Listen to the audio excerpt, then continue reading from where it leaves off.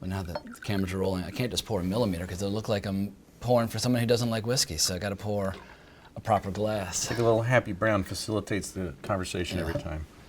It's gonna wet the lips. Akatoshin, yeah. I'm gonna wet my liver. Yeah.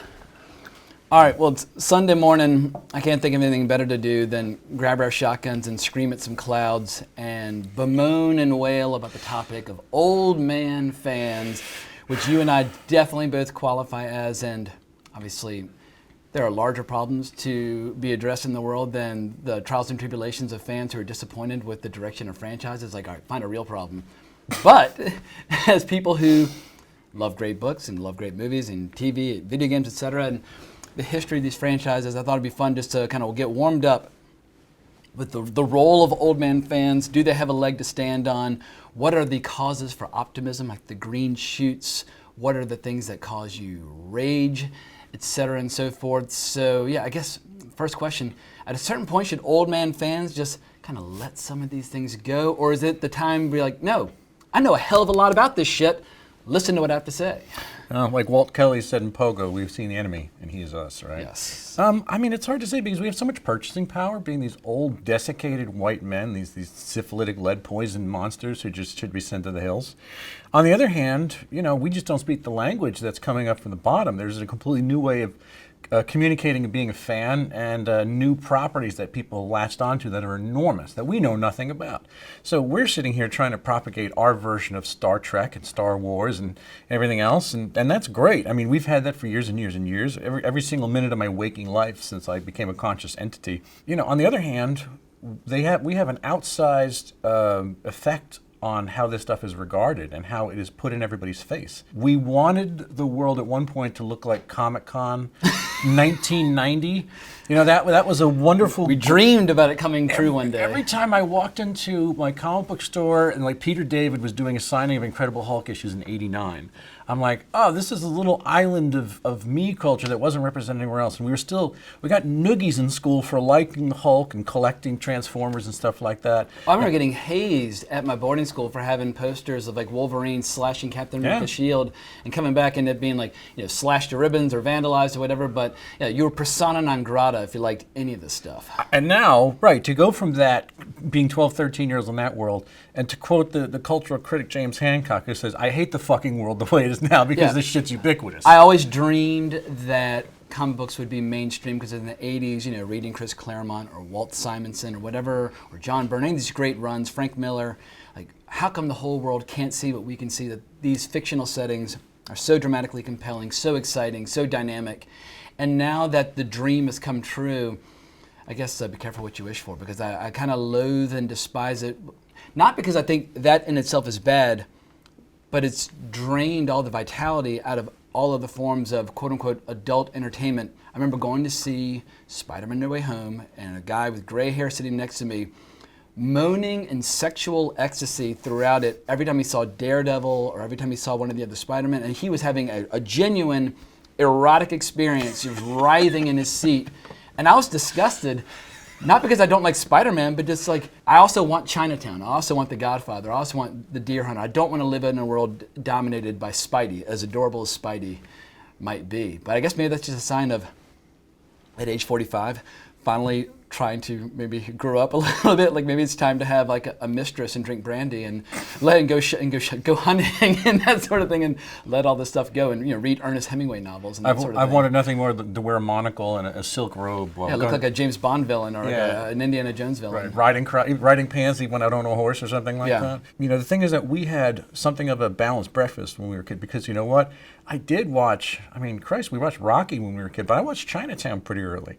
We had junk calories, and we also had a lot of fiber and protein and lean meat and stuff like that in our diet. So we got a chance to we played Mega Man 2 at the same time as we watched some really cool shit back in the day. It went all over the place, where our parents, not knowing what the hell they were doing, took us to see The Thing and took us to see rated R movies before the age we should have seen. I used to see double features of The Warriors and The Thing on Laserdisc, and I love it when parents say, look, we're picking what we're watching, and if y'all want to hang out with us, by all means, but if you don't like it, go play with your toys.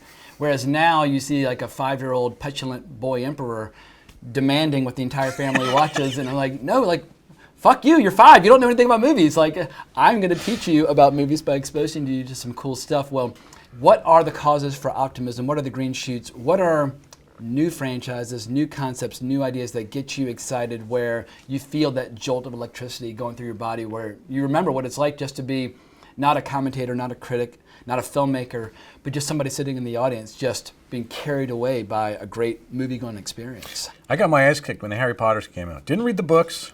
The thing is, I read the books. What happened to franchises that were designed for a new audience, and could they be as quote-unquote good as the stuff we enjoyed? And it's like, Sorcerer's Stone was what, 2002 or 3? When did that thing get up? I think 01 or 02. Gotcha. Yeah, the very first one came out. And that was Chris Columbus did the first two. And my impression was frozen in this idea that Chris Columbus was brought into training wheels this thing into existence.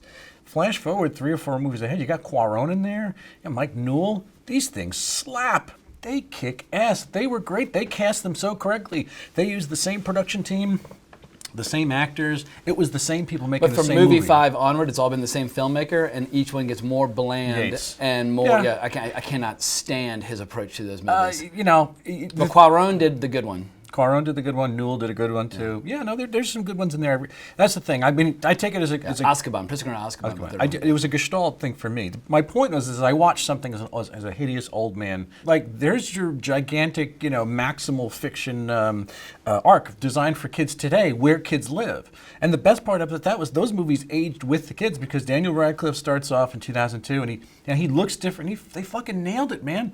Every single bit of that. You may not like the filmmaking, but it is a work of art as an arc from the beginning to the Start end. your countdown to when Warner Brothers says, "Hey, we're rebooting. We're starting over from the beginning. We're doing all 7 books all over again." But here's what I want is- to know from you. The real pertinent question is, like, when did we cross the line? What was the thing? What was the little meat thermometer out of the turkey that said, "Oh shit, I'm no longer the relevant fan. I'm the old man fan. I'm the problem"? When I started feeling this emotion that I would rather die than see Hollywood ever adapt again any book that I like, any old comic that I like, any video game that I like, just like leave it all alone. Because when we were kids, we had the benefit of a lot of new franchises coming into being, whether it's Predator, you know, RoboCop, but I get sick of seeing things like The Wheel of Time, a fantasy series which read a lot in high school, then I revisited as the books kept coming out in the early 2000s, and then I revisited again a couple of years ago to finish it. You know, the author died while writing them, but it's like a 14 or 15 book saga.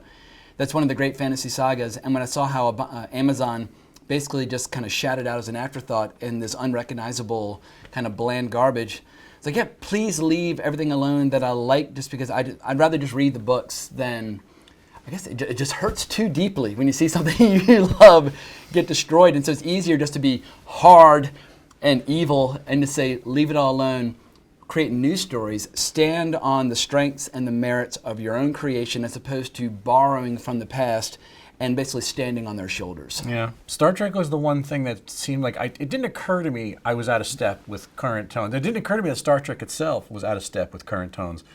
You know, after doing the 3 J.J. Abrams universe sequels with the reboots and all that stuff, it was still in a line where it was dancing between the Harv Bennett movies, the Nicholas Meyer movies, the Gene Roddenberry age, then the TV shows, all those things. Disco comes out, and I start watching it thinking, okay, it's going to be a continuation. We're going to have the tone, the mood, the look, the aesthetic of Next Gen, of Voyager, that sort of thing. And it's a completely dissimilar thing. Although they take every chance they get to reference tribbles or little. Yeah. We'll get to it later, but Easter eggs, they love the stupid Easter eggs that they kind of sprinkle throughout. See, it's still Star Trek. It's like, no, it isn't. Well, I mean, it is. At the same time, it's They not. call it Star Trek. It's not for me. And but the thing is, the separation, or I don't know, it's not a divorce, it's just sort of this amicable separation between me and Star Trek, or this version of Star Trek, is perfectly fine now, because I realize I'm in touch with the voice of the fans who've really gravitated to it, and I can see, wow, they have a completely separate set of needs when it comes to Star Trek than I do. And Discovery, I mean, if anyone doesn't follow along at home, it fulfills those needs in a way that I look at it and it makes no sense. Not that it doesn't make any sense, it's just utterly unimportant to me. But people see so much of themselves in it in a way the other Star Treks weren't fulfilling. Yeah, there are a lot of people who've never watched any Star Trek who are watching Yes. it now. But there are people who are older who are, like, one of my favorite channels, this called the Burnett Work. He's in his late 50s, early 60s. He hate watches every single episode, but he still watches every single episode just so he can criticize it more accurately. It's easier for me to give my emotion to something that's incredible like Elden Ring, like one of the greatest video games ever in the history of mankind, just came out like a month or so ago, and it's so pure in its intentions and what it goes for and what it accomplishes, and it comes at the long end of like a run of like extraordinary Japanese video games like Dark Souls 1, 2, and 3, and Bloodborne, and Sekiro Shadows Die Twice. Like, yes, this is, it's not trying to borrow from the past, it's not trying to use that as a crutch, it's something completely brand spanking new, completely immersive. We are aware of video games taking over a lot of the onus of storytelling, long-form storytelling.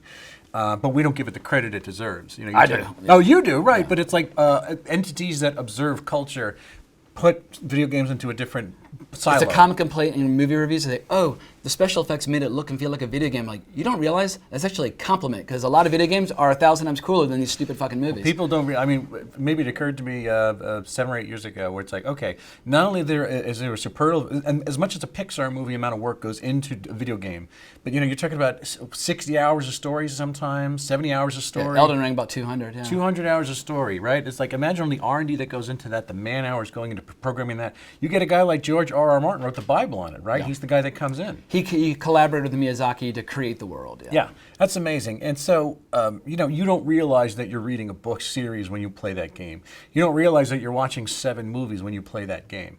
And people happily signed up and they paid, well, $75 to buy the game. And you get your money's worth in a day. And you have DLC, there's all this extra content, there's all this other thing. So it's like, it picks up the heavy lifting in a way that, imagine, in addition to Wrath of Khan, in addition to Predator back in 87, 82, 79, imagine if you had a video game experience running on a parallel track where you got to live inside of a storytelling effort, and it's not just the passive experience. That's the idea. You're holding the control in your hand. Absolutely. You're playing the story while also watching the story. It flows over you. That was the role of tabletop RPGs in the 80s for me. Yeah. As much as I loved watching movies and shows, I was also a giant D&D freak. And you're basically taking text and a rule system, but you're creating your narratives, and people are creating their own characters. And it's no coincidence that a lot of people who loved D&D in the 80s and 90s now write shows, write movies. Mm-hmm. I mean, the creators of the show Game of Thrones nerded out on D&D when they were kids together, and then they discovered the George R.R. Martin books, and they made the pitch, et cetera, and so forth, and the rest is history. Speaking of your freaking old man fans,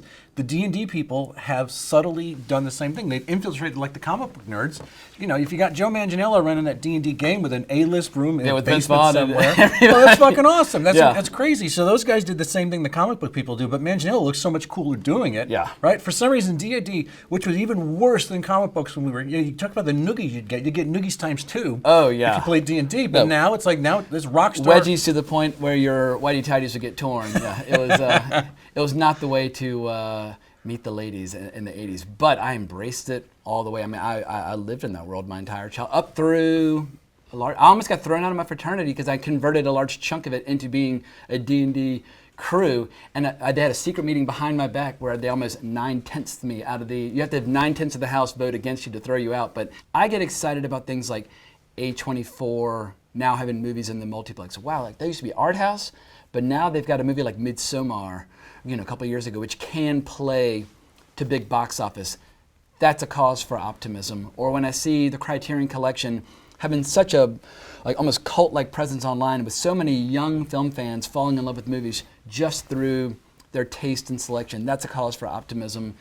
And when it comes to blockbuster filmmaking, not all is lost. Like recently, The Batman came out, and while it was not for me on the level of something like The Dark Knight, but my dad saw it on his own, I saw it on my own, and my teenage siblings saw it on their own. It's 3 different generations that are all enjoying it, having fun with it. I don't have a heart of stone. I'm more than capable of getting on board stuff when it's really cool, but I guess when you're older, you just get cynical. Like, been there, done that, bought the T-shirt, I've seen everything. What can you show me that's new? Whereas someone who's 15 might just be easier to please. Like, well, I've never seen this done this way before, so it's new to me. Yeah, to tangent off that green shoot, I'll use the archetype of Gunn coming out of the Lloyd Kaufman trauma machine, somehow smuggling his way over to Kevin Feige's shop, taking this title that was, granted, Guardians of the Galaxy was a fairly popular title, but it was fairly obscure. It had its own little corner. Early 90s was a hit comic. Yeah, and that version that Abnett Lanning Which made. is a deep tease for our image conversation later on, because one of the artists on that made the switch. Yeah. Yes. But I mean, the idea, they took the Abnett Lanning version and adapted it, but it was more about James Gunn in particular. I'm going to use him as a stand-in. Now, Gunn, I think, is as old as we are, if not older. So he's not. Oh, yeah. He's not a young creator. But the phenomenon of a guy like Gunn coming out of Lloyd Kaufman's, trauma madness, I think that's exactly what we need more of. It's like, I think you're going to find more infiltrators as we go along with these like lunatics and crackpots. I mean, he was doing, not that long before Guardians of the Galaxy, his PG porn series, which is everything you love about porn, but without the sex. And it was big name actors like Nathan Fillion and people like that popping in, and legit porn stars like friggin' Sasha Grey, but they were doing porn shoots, but they would never actually do anything, and it was just absolutely hilarious. But the fact that he got tapped to make Marvel just shows Marvel's in a different place at that time. Himself in. And this is my prediction is that tomorrow's Frank Henenlotter is going to come out of that grimy downtown street trash thing, and then he too is going to make a shot at something weird for A24. That it's not him in particular. I wish it was him, but not. It's going to happen. And again, there's so much room now. People are buying so much strange shit to fill up the fucking fire hose of content. All those little moving boxes on Amazon and Netflix that autoplay, and it's like, what is all this shit? Well, the thing is, at some point, one of those little boxes is going to be a good thing that like the next pervert creep ass Henenlotter comes up with. It'll be the next Barry Lyndon. Yeah, or it's going to be the next. What was the Hammer Super? The one with Rainn Wilson. Love Super. Yeah, that was James Gunn's flop right before Guardians of the Galaxy. People are I love Super. That's a genuinely subversive superhero flick done down and dirty indie style, and it's 1,000 times cooler than most of kind of the mainstream superhero movies that get made today.